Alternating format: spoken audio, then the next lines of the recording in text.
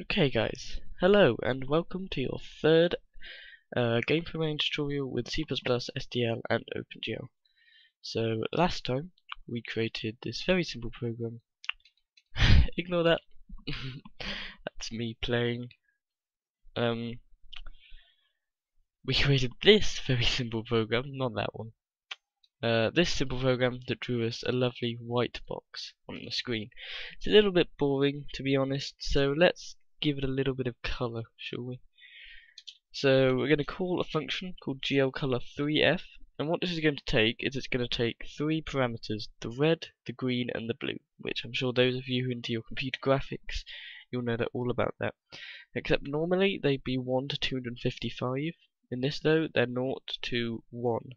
So to convert computer graphics RGB into an OpenGL RGB, you have to divide every number by 255. That's only if you want to convert numbers. Most of the time you don't.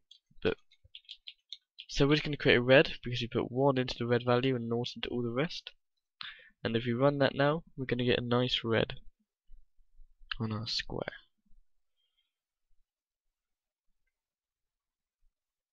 There you go. It's a very nice, bright, vibrant red there because it's just a solid red we've gone for.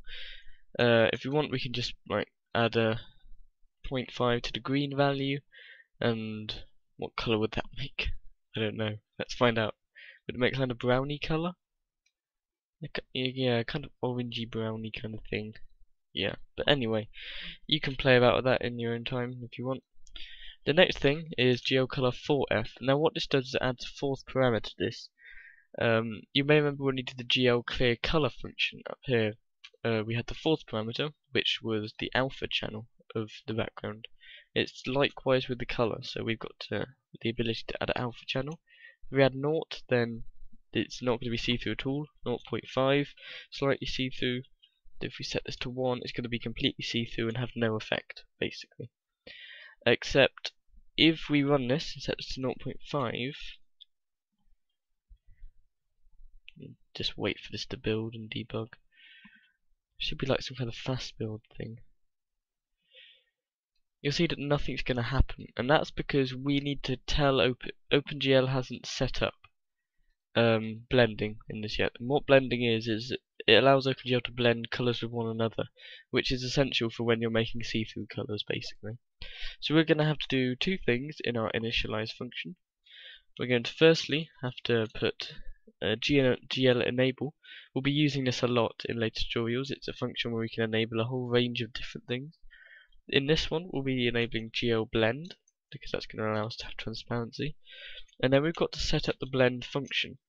This is going to tell OpenGL how we want it to process the blending. So we're going to tell it we want it to process alpha blending. So you're going to need to put these parameters in.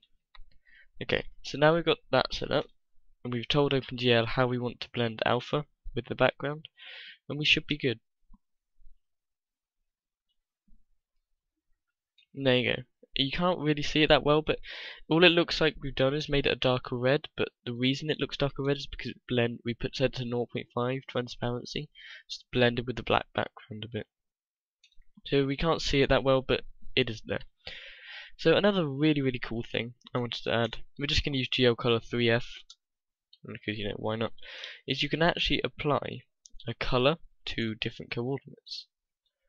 So for this, I just thought I'd use this as a demonstration for different shapes as well while we're here, because I only really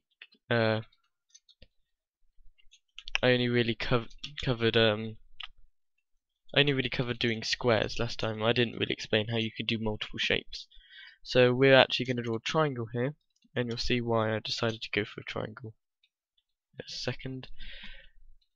So we'll just go, I don't know, what should we go for this?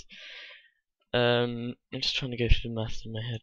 It'd be 25, 0, that would be 50, 50, that would be 0, 50. I think that's right. What we can do now is it doesn't matter if it looks weird, all we're doing is the colours. We can actually apply a colour to each individual vertex, which is kind of cool. It looks very nice. So the reason I made 3 was because so that we could have, in this one, we have a red and a green and a blue. So we'll just enter those values in nice and quickly. And if we run this program, hopefully we should get a very vibrant looking triangle. And there you go. It's a little bit small actually. I probably should have made it a bit bigger. But yeah, that's pretty much the basis of it. Let's just stick zeros on the end of that, make it a bit bigger. You can play around with this as much as you want. You can use GL Color 4F on the edges and it will blend the alpha channels together. I mean, OpenGL will do that for you. It's a very intelligently written software. There you go, there's our triangle. Nice and big now. You can see all the colors that are blended together. So that's pretty much it. Next tutorial we'll be moving on to doing translations and moving your objects about, rotating them, scaling them, and all that kind of stuff. So I'll see you guys next time.